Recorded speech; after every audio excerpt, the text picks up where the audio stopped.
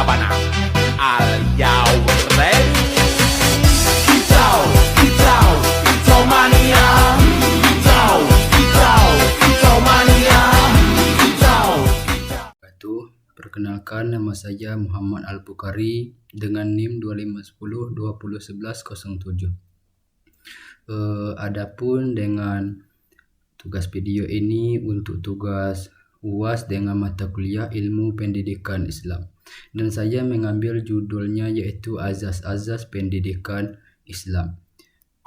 Mungkin langsung saja ke materinya, yaitu yang pertama ada pengertian azas pendidikan Islam, yaitu azas pendidikan Islam adalah dasar, prinsip atau landasan yang menjadi pedoman dalam pelaksanaan pendidikan menurut ajaran Islam. Jadi, azas ini bertujuan untuk membentuk manusia yang berilmu, berilmu, berakhlak dan bermanfaat bagi masyarakat. Pendidikan Islam itu bukan hanya membentuk kecerdasan, tetapi juga membentuk akhlak dan keimanan. Jadi tujuan saya presentasi kali ini untuk memahami pengertian dari azas pendidikan Islam, mengetahui macam-macam azas pendidikan Islam dan memahami penerapannya dalam kehidupan. Azas Tauhid. Yang pertama itu ada azas Tauhid. Tauhid adalah dasar utama pendidikan Islam. Semua proses pendidikan diarahkan agar manusia mengenal dan menyembah Allah Subhanahu wa taala. Jadi intinya menanamkan keimanan, membentuk pribadi yang taat, menjadikan Allah sebagai tujuan hidup. Seperti contohnya yaitu kita membiasakan sholat tepat waktu, berdoa sebelum belajar, mengajarkan akhlak Islami. Adapun dalilnya yaitu dan aku tidak menciptakan jin dan manusia melainkan supaya mereka menyembahku. Itu ada di Quran surah Az-Zariyat 56. Yang kedua yaitu ada azas akhlak. Azas akhlak ini adalah pendidikan Islam yang menekankan pembentukan karakter dan moral. Jadi tujuannya itu untuk membentuk pribadi yang jujur, disiplin dan bertanggung jawab, dan menghormati guru dan orang tua. Seperti contohnya kita berkata sopan, tidak mencontek dalam ujian, dan menolong sesama. Jadi penjelasannya itu, ilmu tanpa akhlak dapat membawa kerusakan, karena itu akhlak menjadi inti pendidikan Islam. Selanjutnya ada azas ibadah. Jadi azas ibadah ini adalah segala aktivitas pendidikan dapat bernilai ibadah jika dilakukan dengan niat yang benar. Bentuknya seperti belajar sebagai ibadah, mengajar sebagai amal, menuntut ilmu karena Allah. Hadisnya itu menuntut ilmu wajib bagi setiap muslim. Hikmahnya itu peserta didik menjadi lebih semangat karena belajar dianggap sebagai jalan mendekatkan diri kepada Allah.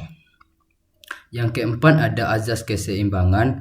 Islam mengajarkan keseimbangan antara dunia dan akhirat, jasmani dan rohani, ilmu umum dan ilmu agama. Seperti contohnya seperti kita belajar sains sekaligus agama, menjaga kesehatan dan spiritualitas.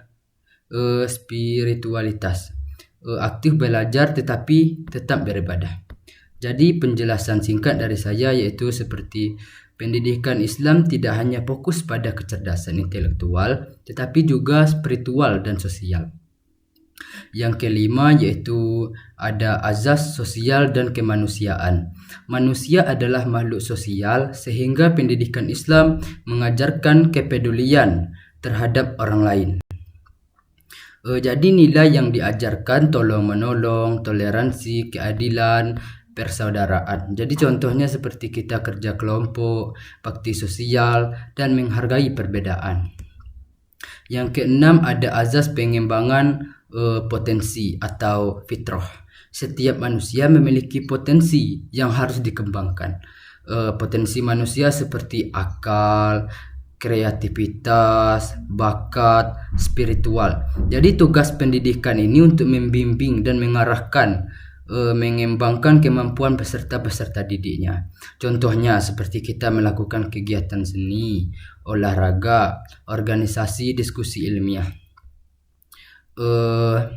Adapun tujuan dari pendidikan Islam ini yaitu tujuan utamanya yaitu untuk membentuk manusia yang beriman dan bertakwa, berilmu pengetahuan, berakhlak mulia, bertanggung jawab dan berguna bagi agama, bangsa dan masyarakat kita sendiri.